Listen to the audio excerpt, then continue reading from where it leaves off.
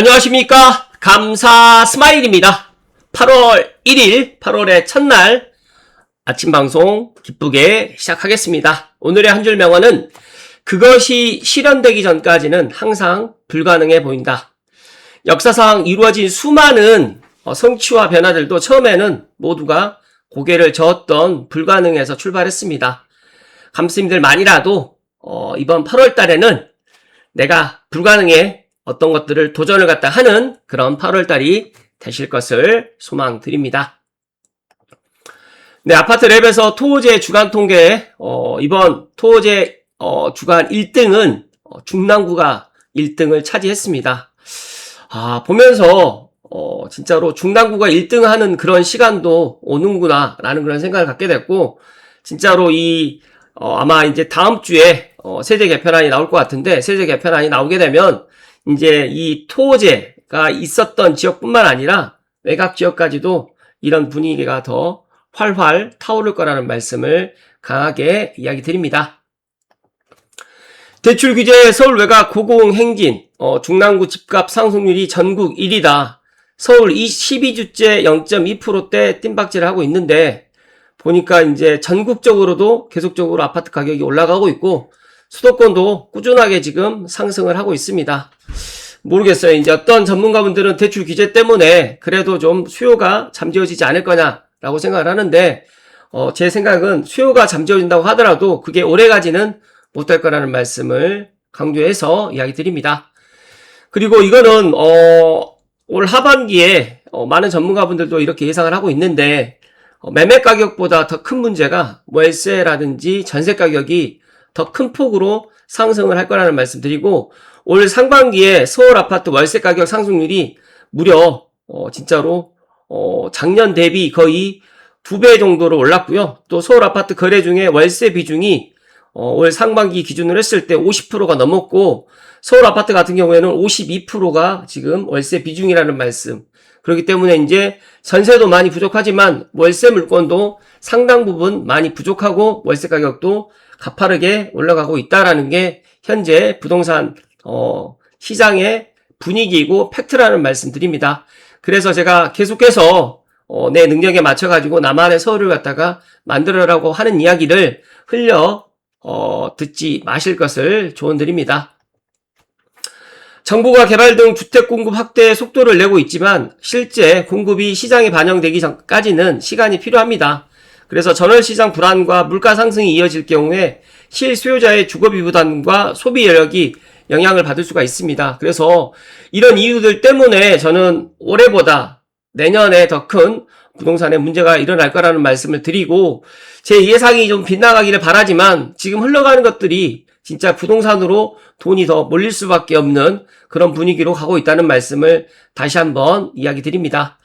우리가 생각하고 있는 장기 투자는 진짜 평탄하게 가는 이런 길로 보이지만 실제 장기 투자는 정말 험난하고 장애물도 많이 있고 또 많은 사람들을 힘들게 하는 그런 시간이 장기 투자라는 이야기를 드립니다.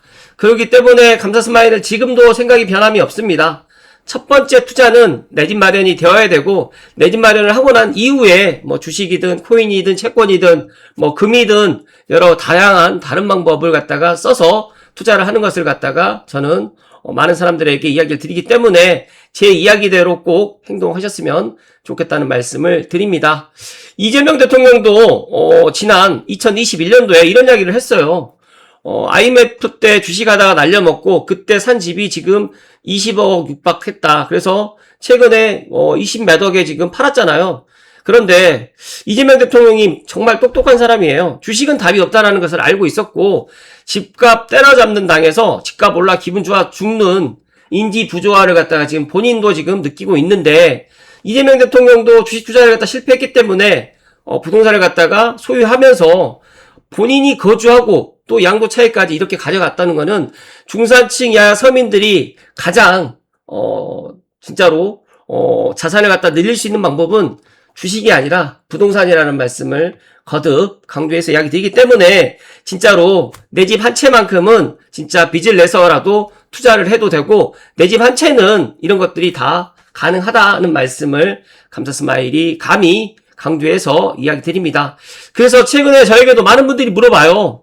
지금 뭐 내 집 마련하는 게 늦지 않았습니까? 라고 하는데 저는 지금까지는 늦지 않았다. 오히려 내년 되면 이제 더 큰 그런 시기를 갖다 놓치는 사람들의 그런 목소리가 많이 나올 거라는 말씀 드리기 때문에 저는 차라리 지금이라도 하셔도 된다는 말씀을 이야기 드리고, 제 주변에 주식으로 돈 벌었다는 사람보다 저는 부동산으로 돈 벌었다는 사람이 훨씬 더 많았고, 특히 많은 사람들이 아파트로 돈을 갖다가 많이 벌었다라고 생각하시는 분들 많이 계실 수 있겠지만, 부동산에서 가장 크게 돈을 버는 사람들은 토지 보상, 즉 다시 말해서 토지를 갖고 있는 분들이 정말 역대급으로 많이 돈을 벌었고, 토지 보상 금액 자체가 어마어마했었다는 말씀 드리기 때문에 3기 신도시가 개발되면서 여기에 토지 보상금이 다 부동산으로 또 들어온 부분도 적지 않다는 말씀을 이야기 드립니다. 네, 여기는 지금 어디 다녀왔어? 대구, 진짜 대구, 그 다음에 경상남도, 전라남도에 최근에 온도가 거의 40도를 육박한다라고 하는데, 감사스마일 이번 주말에 제 고향인 순천 어머님도 뵙고 또 대구를 거쳐가지고 짧은 여름 휴가를 다녀오기로 지금 계획을 했는데, 진짜 어디 다녀왔다. 대구라는 이 이야기, 강냉이가 진짜 팝콘이 돼버렸을 정도로 정말 뜨겁다고 하는데, 제가 실제로 내려갔다 와서 얼마나 더운지를 갖다가 이야기를 해 드릴 수 있도록 하겠습니다. 혹시 여름휴가 이번 주에 또 계획되어 있으신 감스님들, 여름휴가 잘 다녀오실 것을 이야기 드립니다. 정말 덥다고 하더라고요. 그래서 저도 되도록이면 여름에 이렇게 남쪽으로 내려가는 것을 하지 않는데, 그래도 이번에는 또 특별하게 또 내려갔다 올 일이 있어서 다녀올 테니까 아무튼 감스님들 여름 휴가 잘 또 보내실 것을 이야기 드립니다. 제가 이거는 본론으로 들어가기 전에 사람들은 항상 행동보다 말을 더 많이 합니다. 감스님들만이라도 말이 아니라 행동이 앞서는 사람이기를 진정 바라고요. 그리고 추가로 세금 이야기를 좀 해드릴 텐데, 종부세 부담 증가는 결국에는 임대차 시장으로 전이됩니다. 다주택자는 물론이고 1주택자 모두 세부담을 월세나 전세보증금에 얹으려 하면서 전세의 월세 전환, 즉 다시 말해서 주거비 상승이 과속화될 것으로 보입니다. 이는 정부가 억제하려는 똘똘한 한 채 쏠림과 정반대로 무주택 실수요자 주거비만 상승시키기 때문에 내 집 마련 기간은 그만큼 또 늦어질 겁니다. 여기에 양도세 장기 보유 공제 축소까지 겹치게 되면 집주인들은 매도 대신 증여 또는 보유 플러스 임대료 인상을 선택할 가능성이 높기 때문에 결국 세금은 집주인에게 물리지만 청구서는 세입자에게 돌아가는 구조가 되기 때문에 아마 다음 주에 발표할 세대 개편의 가장 큰 함정으로 보일 거고, 이 사실을 알고 계시는 분들은 지금도 늦지 않았다라고 행동을 하시겠지만, 이 사실을 모르시는 분들은 아마 닥치고 나면 알게 될 거라는 말씀을 추가적으로 이야기 드립니다. 오늘 감사스마일이 본론으로 4가지를 이야기 드릴 텐데요. 첫 번째로 부동산 R114의 2026년 하반기 주택시장 전망, 상승 전망이 우세하다 56%. 많은 대다수의 전문가분들도 지금 올 하반기가 뭐 문제가 아니라 내년 되면 더 크게 상승할 거라는 이런 이야기가 정말 많은데, 감스님들은 어떻게 생각하시나요? 감사스마일도 올해보다 내년이 더 크게 집값이 오를 것 같고, 아마 이런 분위기는 빠르면 28년까지, 좀 더 늦어진다고 하면 2030년까지 상승으로 갈 가능성이 상당히 높을 거라는 말씀을 드리고, 하반기 임대차 시장 가격 전망도 대다수에 있는 분들이 전세나 월세가 다 상승할 거라는 이야기를 해주셨고, 그 다음에 매매 가격 상승 이유로는 핵심지에 있는 아파트 가격이 상승하지만 하락 이유는 대출 규제로 매수를 갖다 할 수 없는 사람들이 있다 보니까 올라가지 않을 것이다. 그렇기 때문에 떨어질 거라고 생각을 하시는 분들 많이 계시는데, 저는 떨어지지는 않을 것 같고 보합을 갖다 할 거라고 생각이 되는데, 특히 6억에서 9억, 10억 이하에 있는 아파트들 같은 경우에는 지금보다 더 큰 상승을 보일 거라는 말씀 드립니다.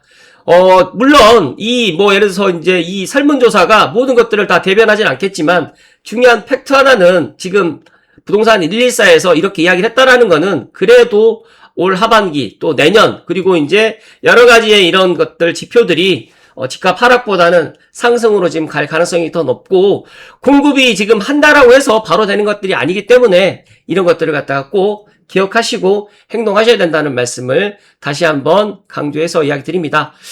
두 번째로는, 이거는 지난 보니까 부동산 대토론회 때 나왔던 이야기인데, 너무 좋은 이야기가 부동산 스터디에 있어서 제가 오늘 좀 이야기 소개를 해드릴 텐데, 서울대 경제학과를 나와도 부자가 되지 못하는 이유입니다. 이거 진짜 한번 제 이야기를 한번 들어보시고 각자가 한번 좋은 현명한 또 인사이트라든지 댓글 있으시면 남겨주시면 좋을 거라는 말씀 드립니다.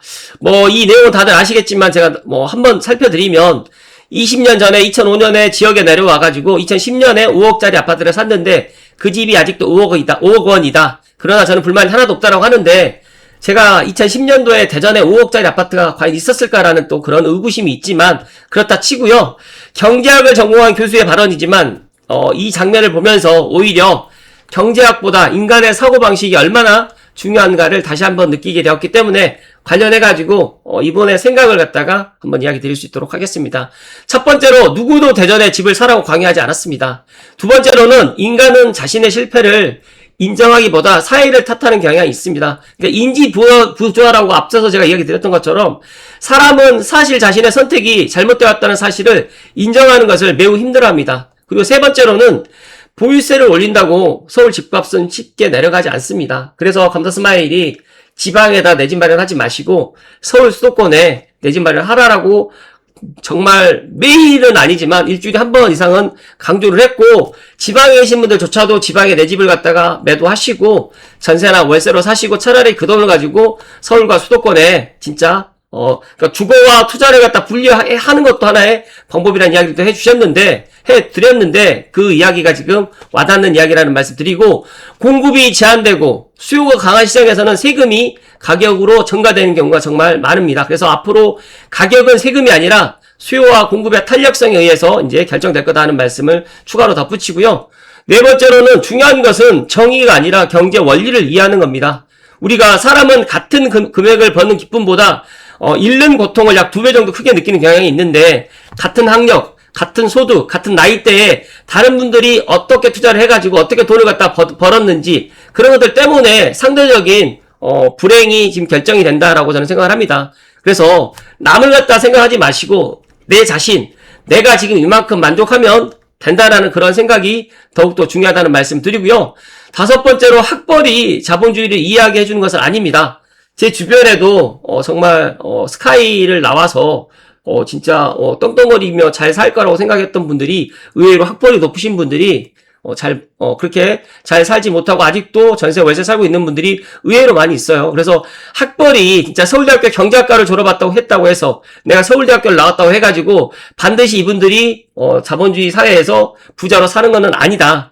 경제학은 시장을 분석하는 학문이고, 하지만 자산시장은 경제학뿐만 아니라 행동경제학, 도시경제학, 인구학, 부동산 정책, 세제, 금융, 그리고 인간 심리까지, 저는 여기에서 이제 부동산 학문 자체가 통합학문이다. 그래서 부동산은 정치, 경제, 사회, 문화를 갖다가 통달할 수 있는 그런 분들이 이해를 하고 부동산을 갖다가 투자를 한다라고 저는 생각을 하기 때문에, 부동산 시장만큼은 당위성이라든지 도덕으로 움직이지 않는다는 말씀을 다시 한번 강조해서 이야기 드리고, 여섯 번째로, 자산격차를 보면서 불공정만 외친다고 해서 자산격차는 줄어들지 않습니다. 그렇기 때문에 세상을 바꾸려 하기 전에 자신의 판단을 돌아보는 사람은 성장할 가능성이 크고, 반대로 모든 결과를 사회의 책임으로만 돌리는 사고방식은 당장의 마음은 편하게 해줄 수 있을지 몰라도 장기적으로는 더 나은 선택을 할 기회를 스스로 제한할 수 있습니다.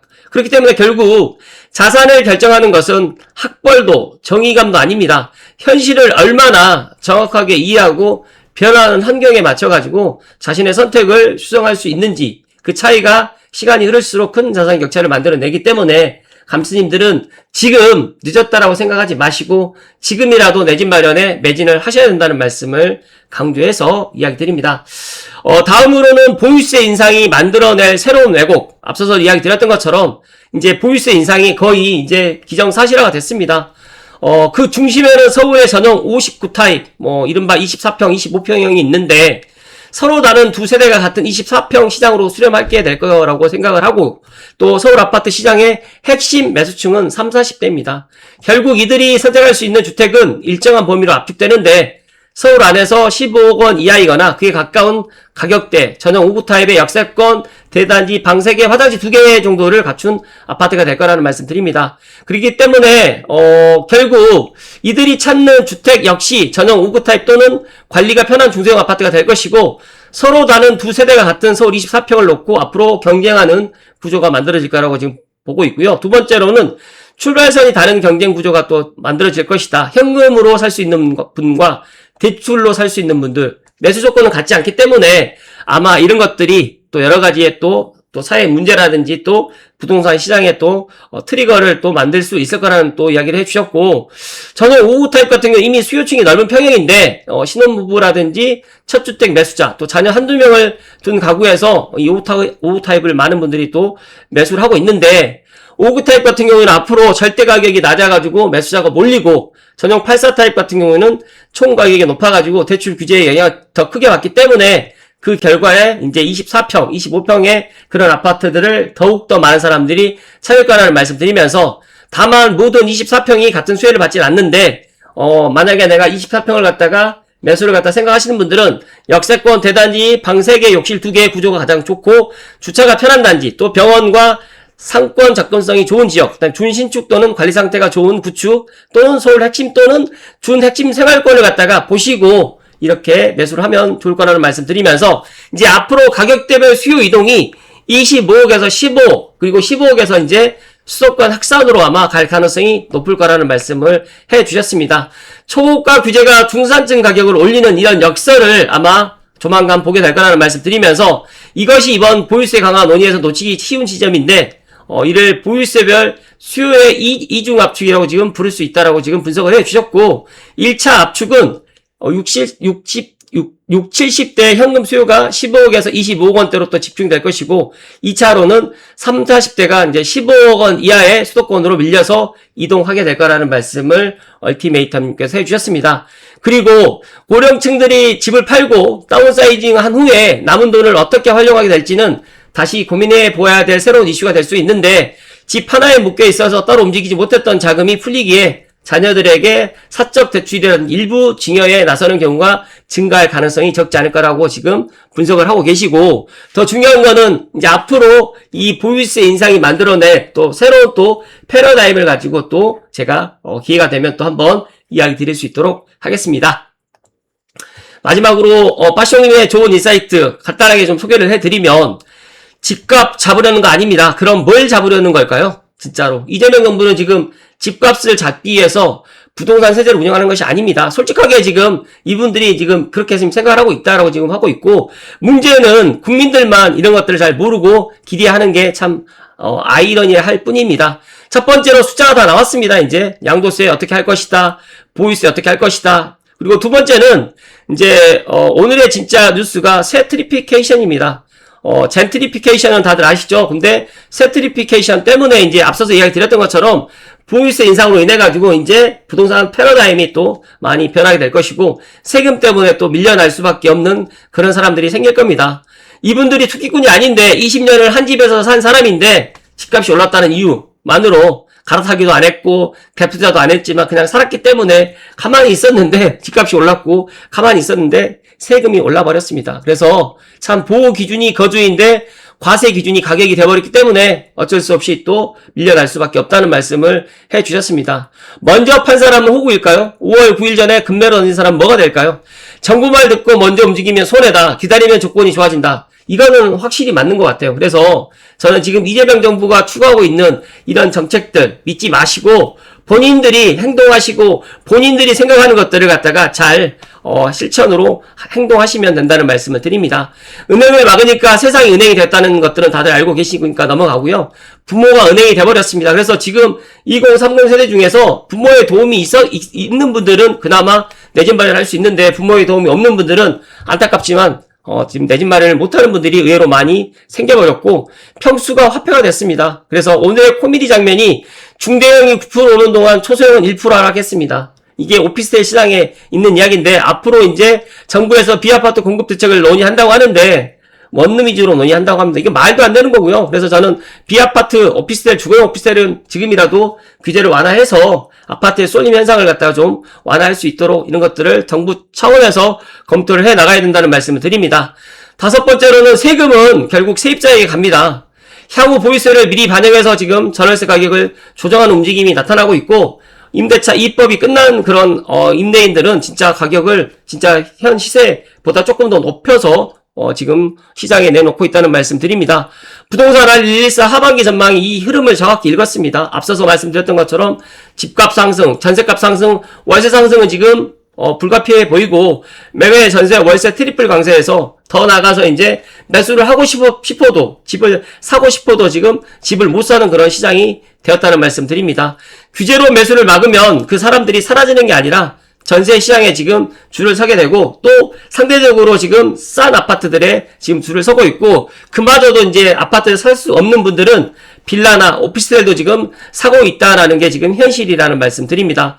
서울시는 지금 통과시키고 있는데 국토부는 보류하고 있습니다. 이 공급 부분도 아마 재건축 재개발 정비 사업도 제가 판단했을 때 빨리빨리 안 될 거라는 말씀을 좀 추가적으로 덧붙이고요.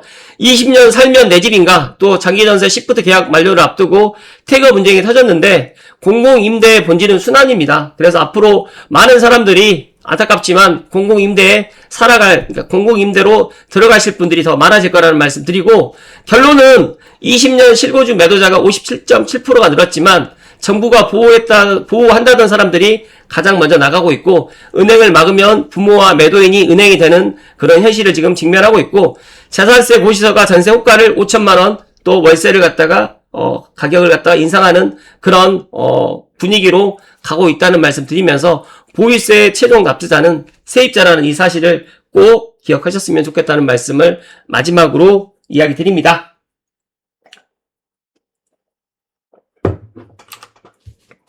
감사스마일 생각은 그렇습니다.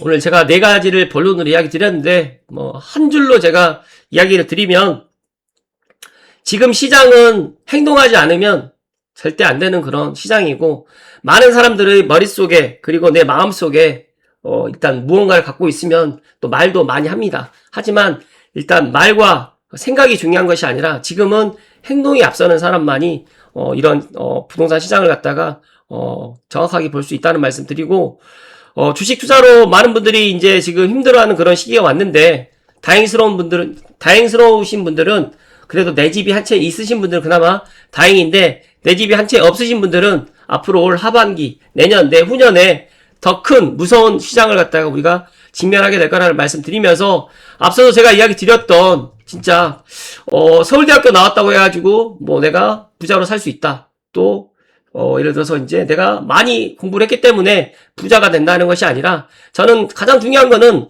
저는 이 부동산 행동경제학에서 나왔던 이야기 진짜 많은 사람들이 생각과 그 다음에 말로 멈춰 있을 때 실제로 행동하는 사람만이 부자가 될 수 있다는 것들을 저는 경험을 통해서 알게 되었습니다. 그렇기 때문에 감스님들만이라도 제 이야기, 제가 몇 년 전에 어떤 이야기를 했었고 작년에 어떤 이야기를 했었고 올해 지금 어떤 이야기를 한 거를 이거를 잘 생각해 보시고 지금이라도 내 집 마련을 갖다가 내 능력에 맞춰가지고 하루라도 빨리 하시면 될 것 같고 나만의 서울, 많은 사람들이 서울로 가길 희망하는데 당장 서울로 갈 수 없다라고 하면 중간에 베이스 캠프를 갖다가 만드셔가지고 베이스 캠프를 통해가지고 최종 목표를 갖다 도달할 수 있는 그런 현명한 감스님들이 되실 것을 응원드립니다.